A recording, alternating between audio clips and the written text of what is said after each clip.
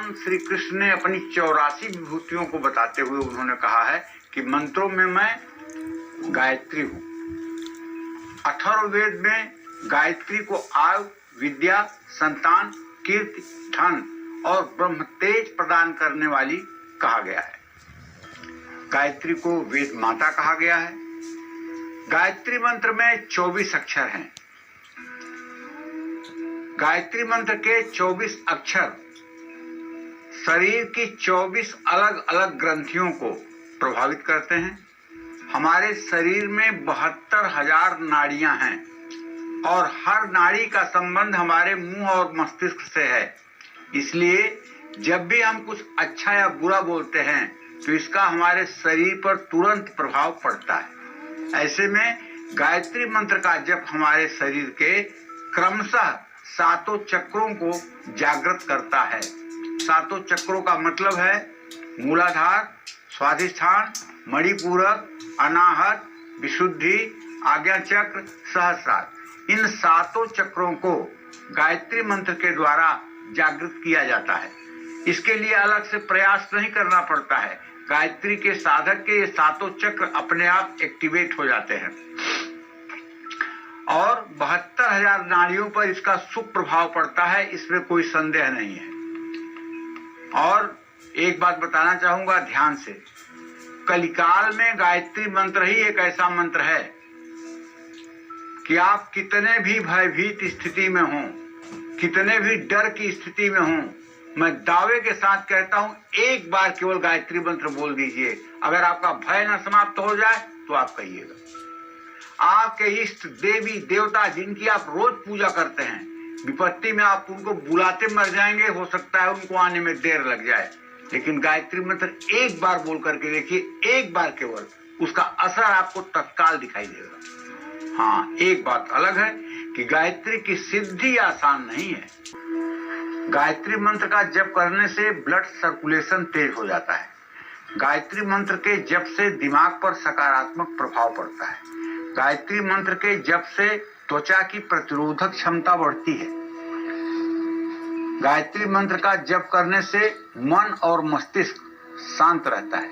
इसके जप से एकाग्रता और याददाश्त मजबूत होती है। गायत्री मंत्र के जप से फेफड़े मजबूत होते हैं। शरीर में ऑक्सीजन की मात्रा बढ़ती है। गायत्री मंत्र के जप से हार्ट मजबूत होता है। तनाव और डिप्रेशन कम होता है। गायत्री मंत्र का जप, गायत्री मंत्र का नियमित जप करने से चेहरे की रौनक बढ़ती है। गायत्री मंत्र किसी भी पहर, कहीं भी और कभी भी जपा जा सकता है, लेकिन ध्यान रखें जो लोग अनुष्ठानी हैं उन्हें सूर्योदय के बाद और सूर्यास्त से पहले ही गायत्री मंत्र का जप करना चाहिए। रात्रि काल में गायत्री जप करने का शास्त्रों में निषेध किया गया है।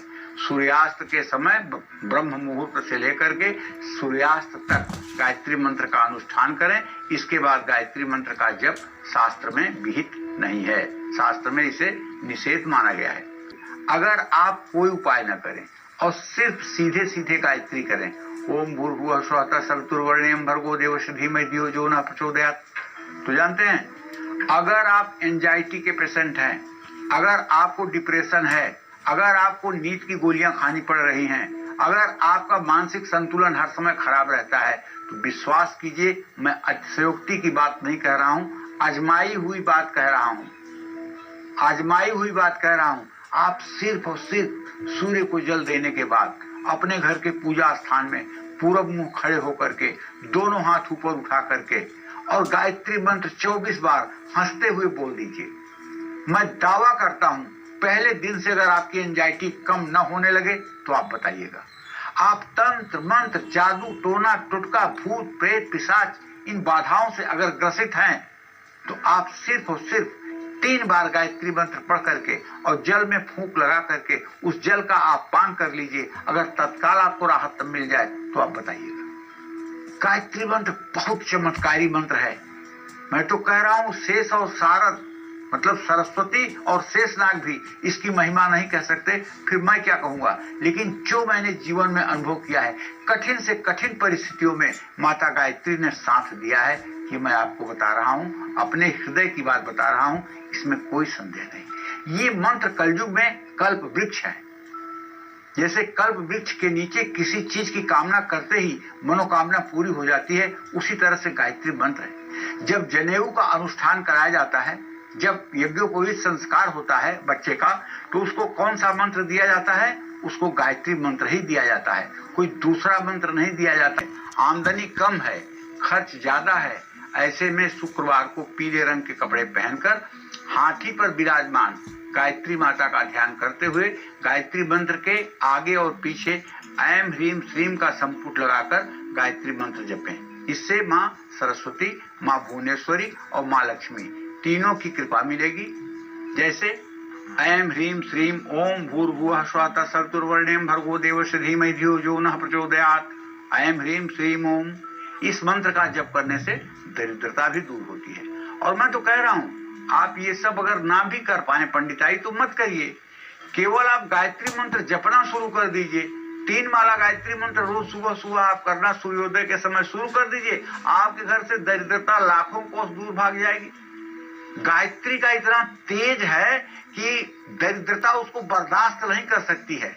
दरिद्रता को जलना पड़ेगा गायत्री के तेज के सामने। गायत्री करने वाले व्यक्ति से कोई आंख में आंख मिला सकता है? गायत्री में वो ताकत है।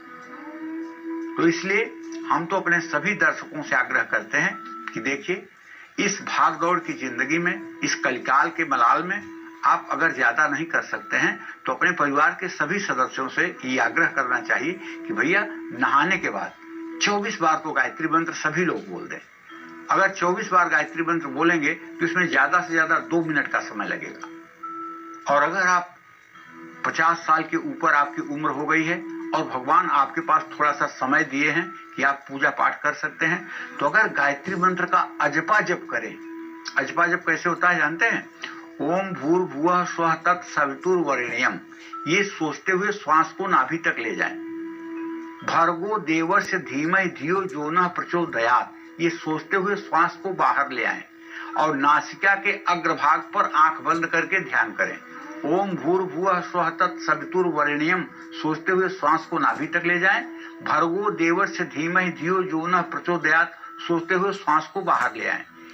ये क्रम अगर आपने कर लिया और 12 माला या 24 माला आपने जप कर लिया तो आप इसका परिणाम 40 दिन में देखिए। आपके चेहरे की कांति करोड़ों सूर्य के समान दमकेगी। एंजाइटी और डिप्रेशन जैसी कोई प्रॉब्लम आपके जीवन में हो ही नहीं सकती। आए दिन कोई न कोई समस्या है तो आप एक छोटा सा उपाय कर सकते हैं। मौसम के हिसाब से पानी को गर्म ठंडा करके और तांबे के छोटे से लोटे से 24 बार गायत्री मंत्र बोलते हुए अगर बच्चे को गंगा जल डालकर जल से स्नान कराया जाए और ये उपाय 24 दिन तक कर दिया जाए तो बच्चे की असाध्य से असाध्य बीमारी भी ठीक हो जाती है।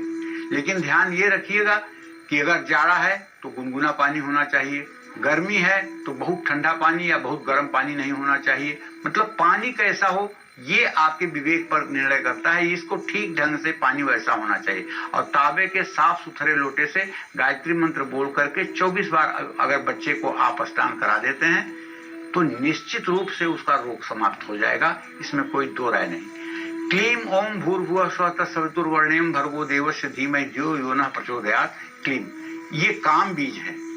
किसी कामना की पूर्ति के लिए जब भी किसी मंत्र के पहले क्लीम लगाया जाए तो आपको समझ जाना चाहिए कि कामना बीज है। ऐम जो है वाक बीज है, वाणी का बीज है। ह्रीम माया बीज है। क्लीम जो है ये काम बीज है, कामना का बीज है। गायत्री मंत्र के पहले और अंत में क्लीम लगाने से भगवान कृष्ण की विशेष कृपा मिलेगी। जैसे एक मंत्र है ओम क्लीम कृष्णाय नमः। स्नान के बाद सूर्य को अर्घ देकर गायत्री मंत्र जपना सबसे फायदेमंद होता है। सुबह स्नान के बाद साफ वस्त्र पहनकर तांबे के लोटे में जल भरकर सूर्य को 3 बार में अर्घ दें। हाँ, अगर आप साधना में हैं तो कुशा के आसन पर बैठना चाहिए। अगर आप गृहस्थ में हैं तो आपको ऊनी आसन पर बैठना चाहिए। कम से कम 108 बार तो गायत्री जरूर बोलना चाहिए। गायत्री मंत्र का जप रुद्राक्ष, चंदन, तुलसी दोनों तरह की मालाओं से हो सकता है। गायत्री मंत्र के लिए स्नान के साथ साथ मन और आचरण और शांत स्वभाव बहुत आवश्यक है। अगर सेहत ठीक नहीं है, अन्य किसी कारण से स्नान न कर पाए तो गीले कपड़े से शरीर साफ करके मंत्रोच्चारण कर भगवान विष्णु का हृदय में ध्यान करते हुए और आप मंत्र जप कर सकते हैं। हरि ओम अपवित्र पवित्रो वा सर्वावस्थां गतो विवाय स्मरेत पुंडरीकाक्ष सहवायाभ्यंतरः शुचि। भगवान विष्णु अर्थात पुंडरीकाक्ष का हृदय में ध्यान होते ही अंदर और बाहर पवित्रता हो जाती है। और ये शरीर तो कभी पवित्र होने के लायक नहीं है, इसलिए कि मल मूत्र का भंडार है। ये तो मतलब कि मल मूत्र का भांड है ये शरीर। इस शरीर में कैसे पवित्रता होगी? बाहर स्नान करने से कैसे पवित्रता होगी? हर समय मलमूत्र बनता रहता है। इसलिए जब तक भगवान विष्णु पुंडरीकाक्ष का हृदय में ध्यान नहीं होगा तब तक भीतर बाहर शुद्धि नहीं होगी। इसलिए हर साधक को चाहिए कि भगवान श्री हरि विष्णु का हृदय में ध्यान करते हुए वो अपने पूजा पाठ के कार्यक्रम को आगे बढ़ाए। इससे सफलता मिलेगी। जय मां विंध्यवासिनी।